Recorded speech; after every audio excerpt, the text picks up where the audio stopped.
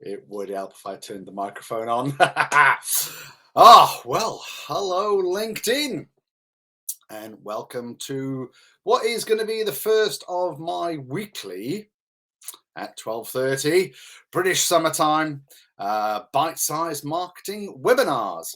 So after the success of my monthly webinars, and of late I've had some special guests come in, I thought, well, why don't I up the ante and start creating some more meaningful content to share?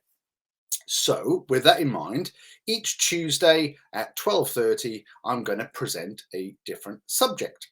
But do not fear, every second Tuesday of the month, I will have a partnership with an expert where they bring a sort of a different dynamic to the show. As always, please feel free to send me a message in terms of what you'd like to see covered within these webinars. At the end of the day, yeah, I hope that for my connections, they will have some use. So please make suggestions if there's anything that you're struggling with on the marketing front, and I will do my best to either answer your questions specifically or do a webinar all about it. So let me just highlight what's going to happen over the next few weeks while we're waiting for people to join in, because once you go live on LinkedIn, there is a little bit of a lag to people being notified in terms of that you are live. But one of the good things now about LinkedIn is that all of my connections will be told that I was live, and he's alive. And you will be able to click on that notification and go and have a look at what I've been broadcasting. Okay, so you won't miss out if you can't watch it live, as it were. So next week we've got What's in a Name. It's going to be a great one. It's with a very old friend of mine, Jim Bolton.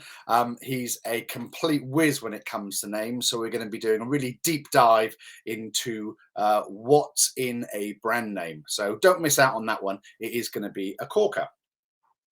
On the 19th, the topic is going to be, why do I need a CRM system? you may be surprised that some companies still don't have a CRM system in place. So we're going to discuss some of the nuances and some of the reasons why you definitely should, regardless of what size of business you run. And on the 26th, it's all going to be what do I need to know about video content, and why do I need to be using video? It may be obvious, but it may not be obvious to some. So there are going to be some hints and tips about video creation and why you need it. Okay, well, let's get straight in now to this bite-sized marketing section on what makes a good marketing plan. If you see me looking down, it's because I have made some notes. I don't, I do it off the cuff, but I don't want it all to be just completely off the cuff and me miss the main point. So I have made some notes. Now, I think in terms of what makes a good marketing plan, the very, very backbone of all marketing plans is that they have some relation or some tie back to the overall company goals. Okay, so very often people forget that the company has a plan, right? And then they devise this marketing plan that's a little bit disjointed sometimes. Sometimes in larger organizations, that can be down to the fact that, and with all good intention, people have their own little vanity projects that they want to implement. So they push and promote these things. So what I would say to you, if you like, as a business owner or as a marketer, is always make sure that the activity that you're doing all adds back to the main company plan. And let's face it, all companies are in different stages of their life cycle. So the vast majority of us will have a sales target or a sales driven company plan, right? So you need to focus your marketing on driving and funneling the sales in for that, right? But other companies, they may be looking to sell their company. So their marketing plan may look completely different in terms of what it's trying to generate and preparing the company for a good sale. All right. So that's really my, I'm not going to say it's my main point of the day, but try and keep that in mind. Try and keep the overall company plan in mind when you're formulating all of your activity, and keep asking yourself, will this activity make an effect on the overall company plan? And if it does, please include it. If it doesn't, then please consider not wasting your time and resources on it. Talking of time, I would encourage you to take your time building your marketing plan. A good marketing plan is considered, okay? Take your time, allow some time, make sure that you consult within your business, make sure you consult externally. So maybe you use some external people to run some of your functions for you. You may use a social media specialist, or you may use an advertising buyer, or you may use a PR person. Make sure you speak to those, all right? They're at the coalface, as it were.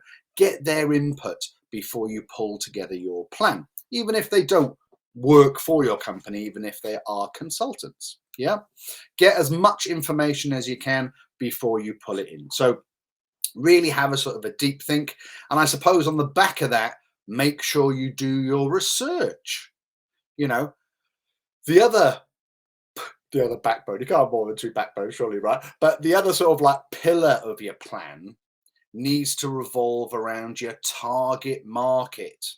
Okay, so please make sure that you've identified your target market clearly, and then make sure that that is permeated through the whole of your marketing plan, that everything you do affects or speaks to your target market.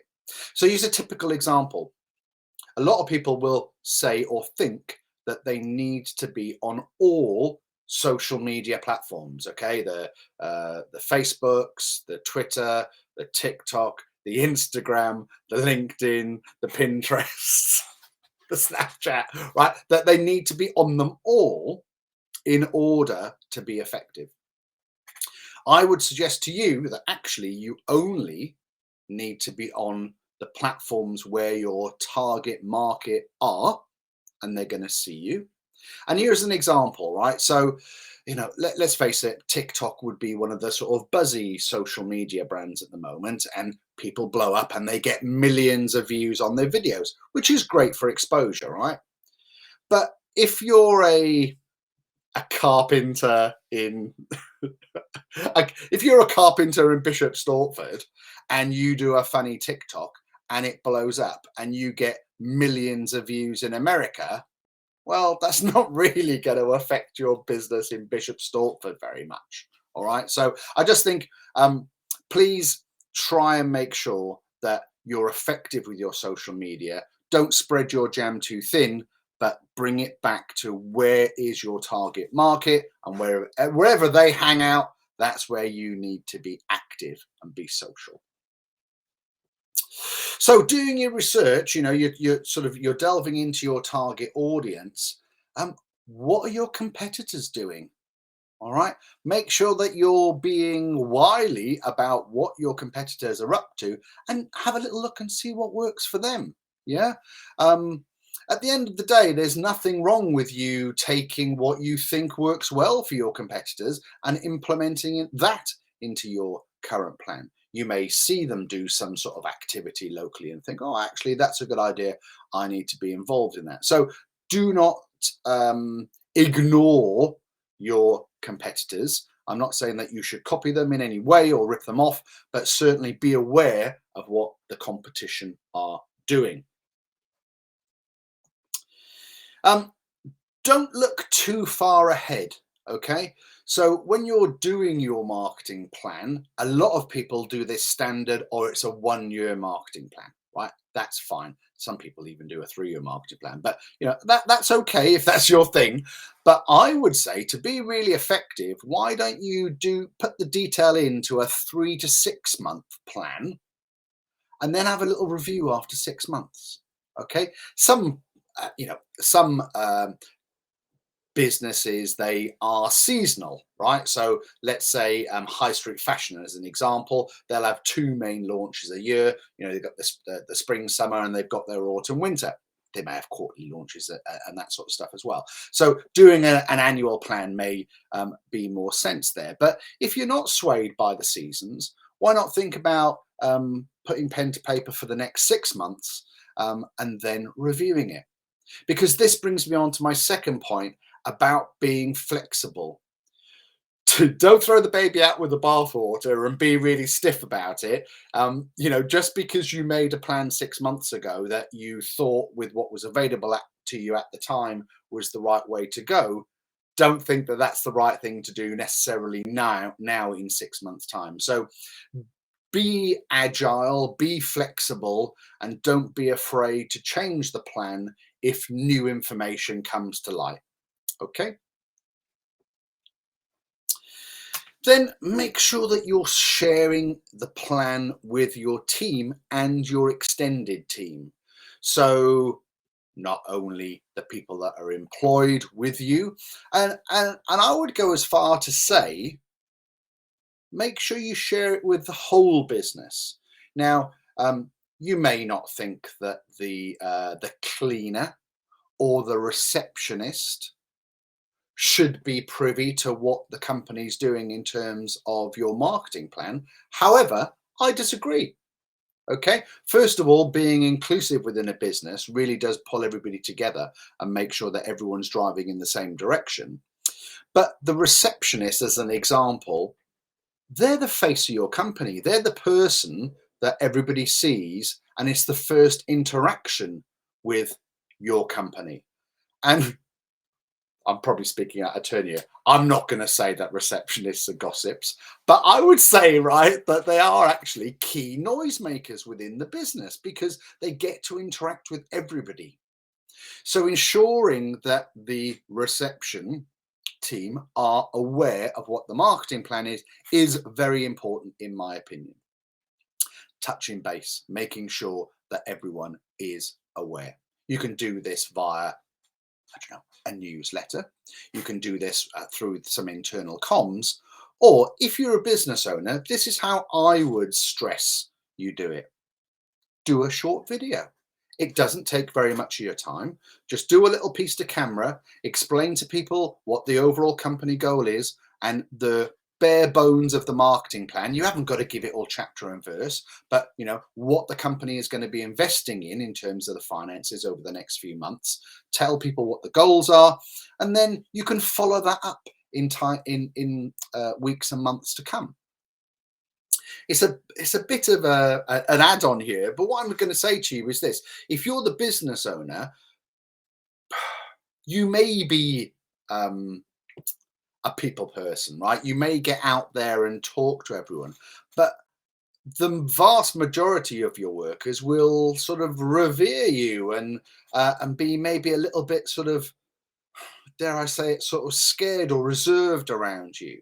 So the more personal you can be and the more interaction you can have, especially with some of those staff that are perhaps out on the road and don't get to interact with you, it's a really good opportunity to deliver what the company is up to and what the intentions are of the company. Okay, so make sure you can communicate the plan with the team. Within the plan, don't think that everything needs to be digital. Okay, I'm casting aspersions here over my digital colleagues, but it's not the only game in town. Okay, yes, the landscape's changed. Yes, people are interacting differently these days, but within your marketing plan, have a think about mixing some of the old techniques along with the new ones. All right, think about the marketing piece being both, perhaps physical and digital at times. The amount of times that people need to be seen or touched by your brand is ever increasing with the saturation of content, especially around online. So you probably have seen the amount of junk mail decrease that comes through your door, right? And the amount of, letters that get sent. So who's to say that a well-worded letter or a nice piece of DM direct mail won't work as effective or even more effective than electronic mail? All right, so don't sort of throw out the old techniques. Think about what's a nice mix for your target market. This is a good one. So the title of this is "What Makes a Good Marketing Plan." A good marketing plan is a visible one, right? It's not one that's written and compiled and is printed off and laminated and and the board sort of go, "Oh yes, we've done a great job here. Pat ourselves on the back. We've produced this wonderful marketing plan. Isn't it great?" And then it's shoved in a drawer and never looked at again. So make your marketing plan visible. And I would say, yes, give some key headlines, maybe use some whiteboards or get some posters up on the wall. But, have some kind of way of refreshing and reminding yourself exactly what the plan's all about and what the component parts are. I'd certainly expect the marketing department to have weekly meetings about what's coming up and what they need to do to implement the plan. But don't forget to share that with the wider business. So, thinking about sort of newsletter comms, weekly comms, talk about it, make it visible. Don't hide the plan away. Here's one: set goals. Give yourself some KPIs, right? Get a target set for the activity that you're doing. A lot of marketing can be a decent amount of sort of listen, modify, and test, especially when it comes to things like pay per click. Your or landing pages. You're testing sort of or emails, like testing what works well, and that's all fine, right? But try and set some parameters in which you're going to have a benchmark. So let's say that you set up we're on LinkedIn, right? So let's say you set up a LinkedIn business page. Now you will get, as a LinkedIn premium member, 250 credits for you to invite your connections to follow your page, right? So why don't you set yourself a target, a reasonable target per month to keep adding to the followers of your business page? What am I going to say is a good number out of those 250 credits? Well, if you're putting maybe 50 new followers a month, that would be great. Just over 10 a week. All right, and you can, and I would stress that you use up all of your 250 credits before the month turns.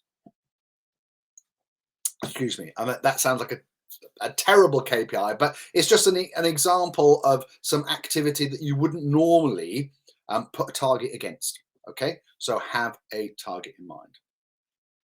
Talking about targets in mind, what makes a good marketing plan is a decent budget, or at least setting a budget.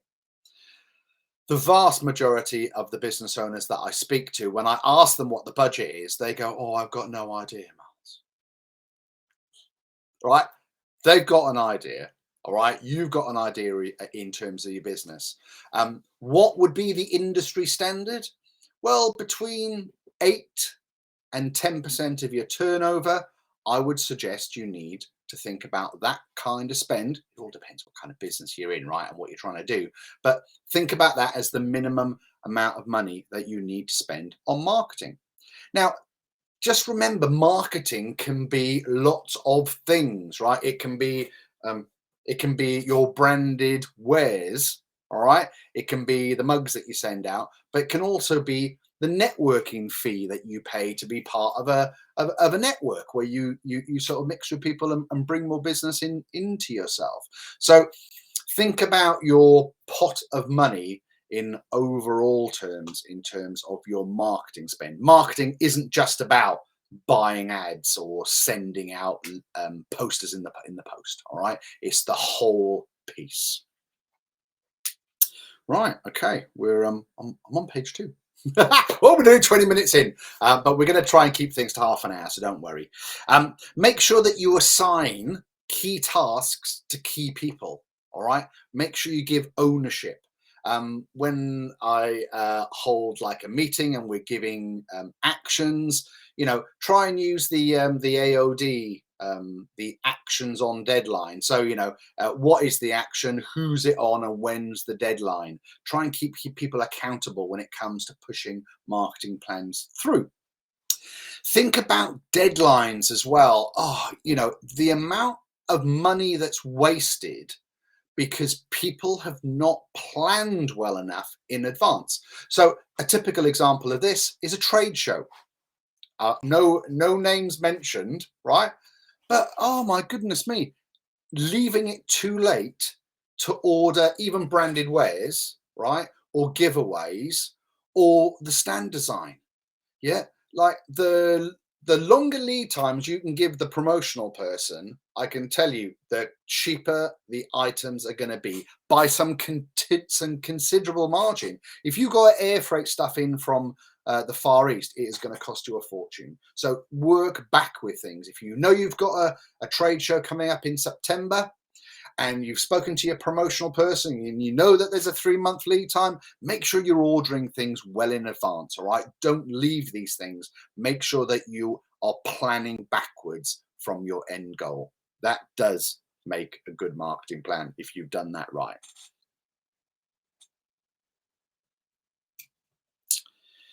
So make sure within your plan that you're integrating and you're making sure that across your marketing channels, if you've got a key message or a promotion going on, that all of your channels are replicating that and doing it at the same time. So make sure that if you've got let's say you've got a PR stunt going on, make sure that your social is talking about the PR stunt. Make sure that your email marketing is talking about the PR stunt. Make sure your staff know all about the PR stunt. Make sure your salespeople are talking when they're out on the road all about your PR stunt. With a good marketing plan, less is more, as it were. Being focused on the activity that you provide will bring you better results. I like to use the old phrase about spreading your jam too thin. Yeah, not when it comes to a nice Cornish cream tea, but make sure that you don't sort of spread your resources too thin. Bang on about one message, and it's much more likely to get some traction. Talked about being flexible to change. I've talked about listen, modifying, testing when it comes to some things, making sure that you're always being flexible around them.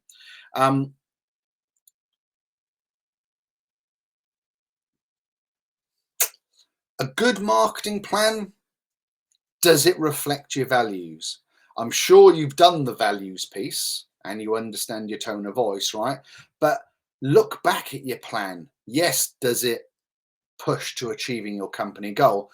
But does it reflect your brand values, right? If one of your brand values is being green, right, or eco-friendly, but you're producing loads of little plastic shitty giveaways, right? That's not in line with your brand value. So really think about the activity that you do, the what you show up to the world. Do those activities reflect your brand and its values? A good marketing plan needs to think about funneling. It's a little bit of a buzzword, I know. Don't be afraid of a funnel, and maybe we'll talk about funnels in a few weeks time, but it's all about that sort of raising awareness. The funnel is sort of it's an upside down triangle. It's about that raising awareness and doing lots of activity to drive your target market into the top of the funnel, and as they trickle through on the touch points, then you're going to get more and more engagement. Being very sort of targeted, I always sort of refer to trying to use the sniper rifle approach versus the shotgun scatter approach is always going to be more effective. And I think that's about it, guys and girls, right? I mean, that's quite a lot to cram into about 25 minutes. I think in summary, I'm going to say that there's people will argue, right? I mean, everyone's got an opinion, but there are two real key things that you need to keep in mind when you're building your marketing plan. What's the company overall objectives, and does the marketing plan strive to hit those? And who is your target market? And does your activity appeal to them and hit those two? You can't go far wrong if you keep those two things front and center of everything you do. Try and keep things simple. Try and keep things realistic. And if you're going to try things for the first time, then dip your toe in the water, listen, modify, and test, and build up and plow more money back in to the things that work. Yeah, focus. Don't do too much. Talk to your audience regularly and often, and those things don't need to cost you a lot of money. Make sure that you're utilizing your CRM properly. Make sure that you're using your website properly. Make sure you're capturing people's data and that you're being respectful with their data and that you're communicating with them on a regular basis. But overall, be flexible with your plan. If it has to change with what you know now versus what you knew when you wrote it, then so be it. So there we go. I hope you found that useful. Again, I've kept this bite size. I want to keep the bite sizey ones down to under half an hour. I appreciate that there may not be any questions because I just came live out of the blue without inviting any of you. But if you've got any questions regarding this video, then please just slip into my DMs. Send me the WhatsApp's on the screen. Send me a message. Ask me a question. If you've got a topic that you'd like me to do one of these on, then please just let me know. And if you want to be one of the special guests, we're booked up now for the next 4 months. So if you want to be a special guest towards the end of the year, then please drop me a line too. So don't forget, next week on the 12th, we've got Jim Bolton with What's in a Name. It is going to be a cracker. It's going to go on for a little bit longer than half an hour, though. That's the whole point with the guest ones now. We can sort of up the ante and really let people loose with their expertise. On the 19th, we're going to talk about the CRM systems and why you need them. And on the 26th, we're going to talk about video content and why it's so important. So that's been me, Miles from Miles Marketing, with my bite-sized marketing session. Thank you very much indeed for joining me, and I'll see you soon. Toodaloo.